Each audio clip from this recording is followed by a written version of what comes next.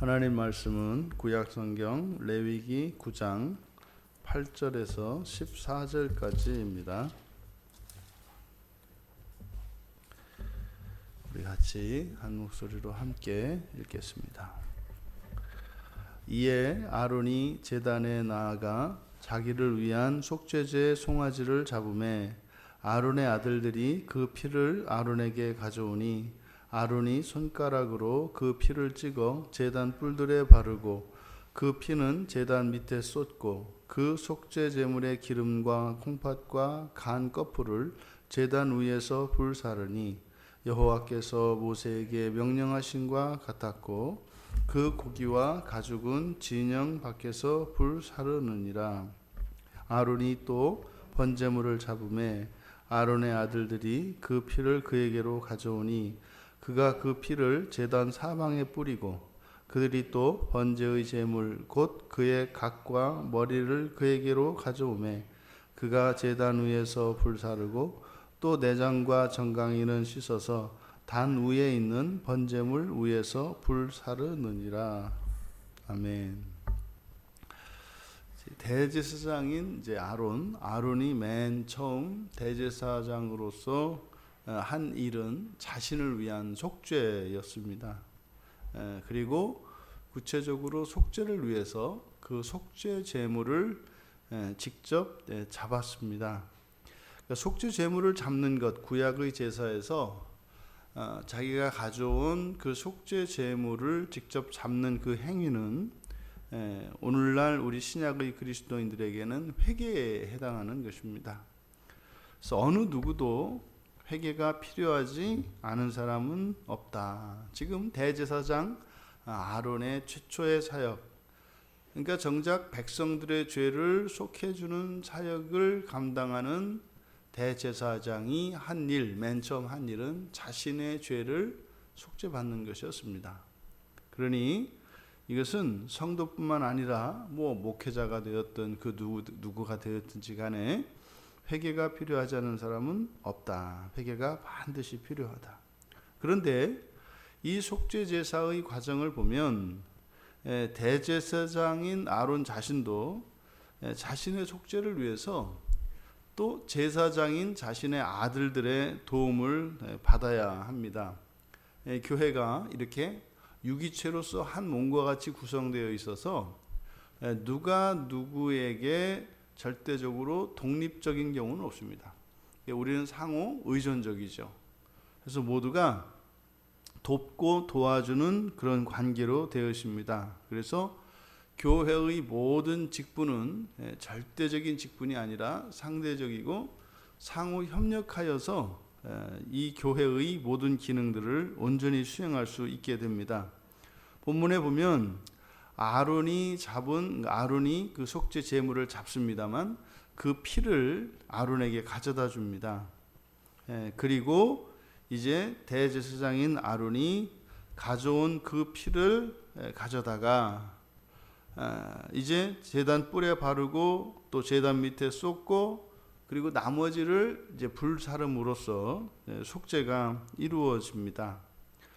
이렇게 대제사장의 속죄를 위해서 제사장들의 도움이 필요하고 또 이게 속죄를 받고자 하는 지금은 아론이 자신의 속죄를 위해서 하는 것이기 때문에 지금 아론과 아론의 아들들만 나타납니다만 속죄를 받고자 하는 어떤 사람이 있게 되면 이렇게 3자가 나타나죠.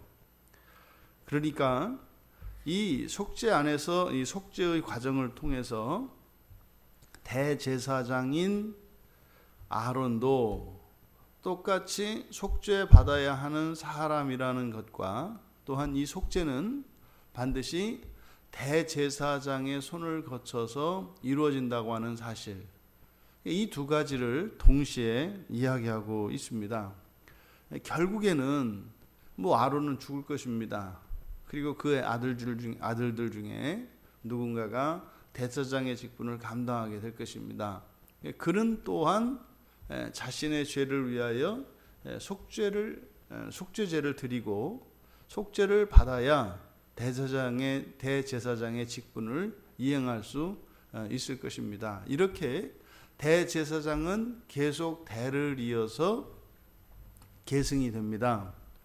근데 이들이 하는 이런 속죄제라고 하는 그것은 우리가 살펴보았던 것처럼 이것은 상대적이고 한계가 있는 것이기 때문에 일회적인 의미밖에 없습니다. 그래서 완전한 속죄는 불가능하죠.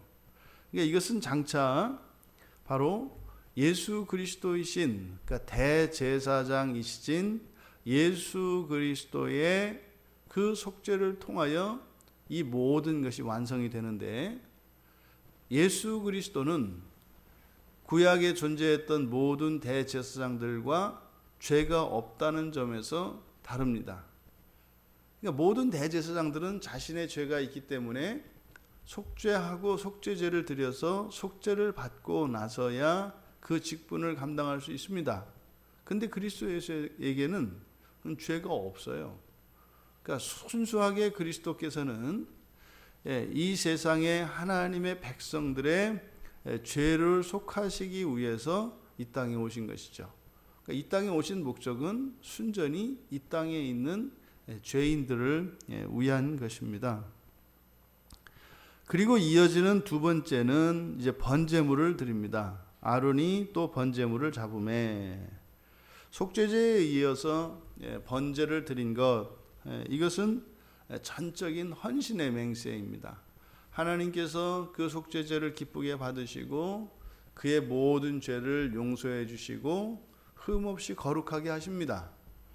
그러면 그렇게 된 그 아론이 하는 첫 번째 행위, 그러니까 죄 없이 거룩하게 정결케 되어진 그것으로 하나님께 자신의 모든 것을 다 드리겠습니다 라고 하는 이 헌신의 맹세가 번제를 통해서 나타납니다. 그런데 이 번제의 절차도 동일합니다. 이렇게 상호 협력하여서 대제사장이라 할지라도 이렇게 속죄를 받고자 할 때, 또 헌신을 하고자 할 때, 이때도 동일하게 제사장들의 도움을 받아야 하는 것입니다. 아론의 이 속죄제와 번제물을 통해서 아론이 반드시 명심해야 할 두 가지를 가르쳐주고 계시는 것입니다. 첫째는 여호와의 용서가 필요한 죄인이라고 하는 사실, 그리고 회개를 통해서 속죄가 이루어진다는 사실을 아론은 반드시 기억하고 있어야 합니다.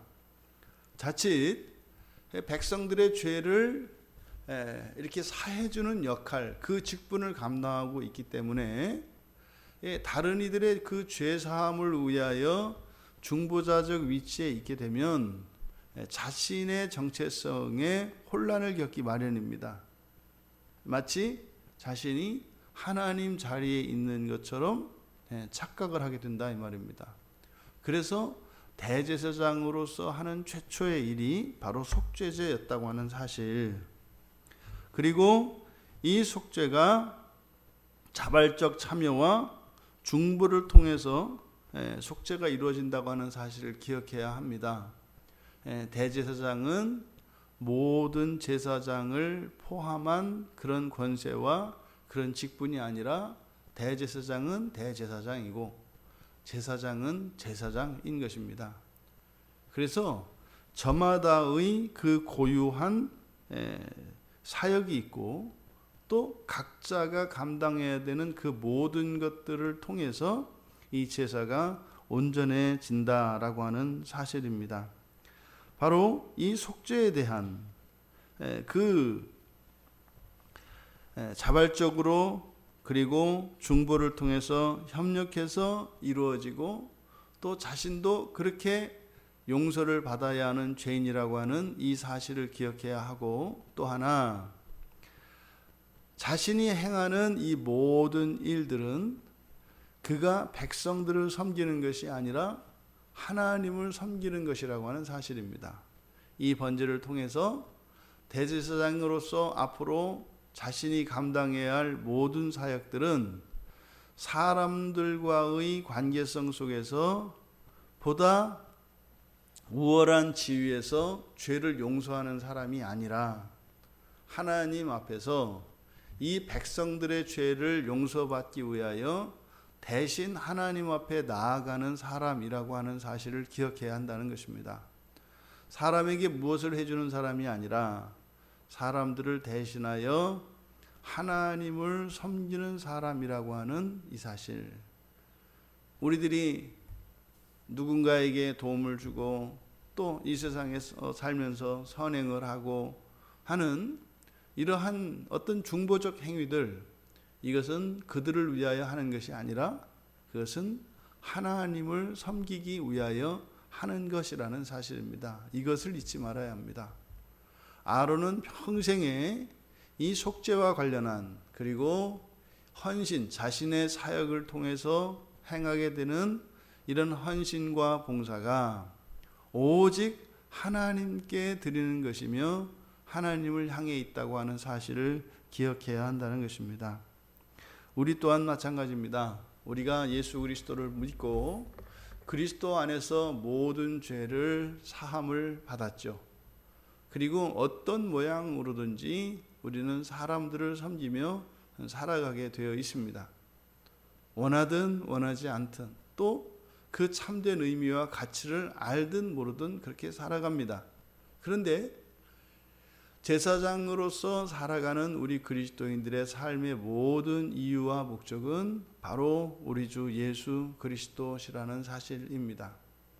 여러분들이 행하는 모든 일들은 그리스도를 섬기는 일이라는 것입니다. 그래서 우리들 사람들 간에 일어나는 여러 가지 오해와 이런 갈등과 불협화음들, 이것들은 우리들이 살며 섬기는 이 모든 것의 이유와 목적이 하나님이 아니라 예수 그리스도가 아니라 사람이 되어질 때 이제 거기에 갈등이 있고 충돌이 있고 분란이 있고 분열이 일어나게 되는 것입니다.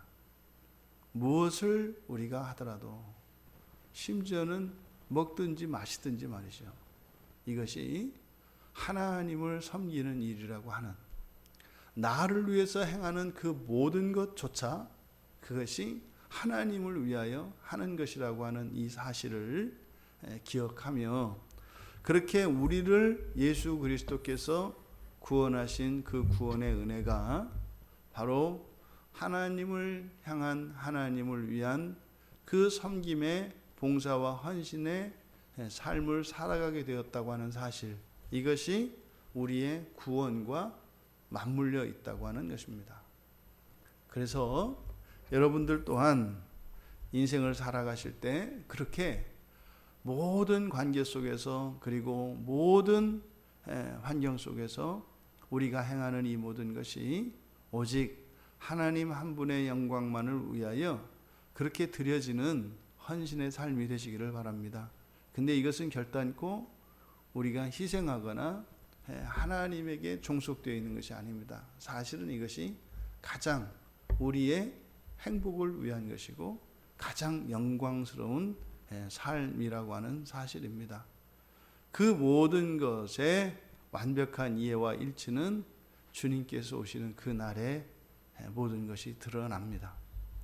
오늘 하루 우리들의 삶이 그렇게 하나님을 섬기는 삶으로 어떤 사람을 만나든지 또 어떠한 일을 하든지 그것이 우리를 구원하신 하나님께 대한 우리의 전적인 헌신의 삶이 되시기를, 또 그렇게 그러한 삶을 사셨던 예수 그리스도를 기억하며 우리 한날의 삶이 온전히 하나님께 드려지는, 그것이 또한 우리의 구원의 기쁨으로 하나님께 오히려 감사로 드려지는 거룩한 한날 되시기를 주님의 이름으로 축원합니다. 존귀하신 하나님, 예수 그리스도께서 이루신 그 완전한 속죄와 하나님의 그 무한하신 사랑과 은혜가 저희들의 하루하루의 삶을 하나님께 온전히 드릴 수 있는 기쁨과 감사의 삶이 되기를 원합니다. 오늘 하루의 삶도 언제 어디에서나 하나님을 섬기는 마음으로 나를 위해서 십자가에서 죽으시고 당신의 영원한 생명을 내어주신 예수 그리스도를 섬기는 섬김의 삶을 살게 하옵소서. 감사하며 예수님의 이름으로 기도하옵나이다. 아멘.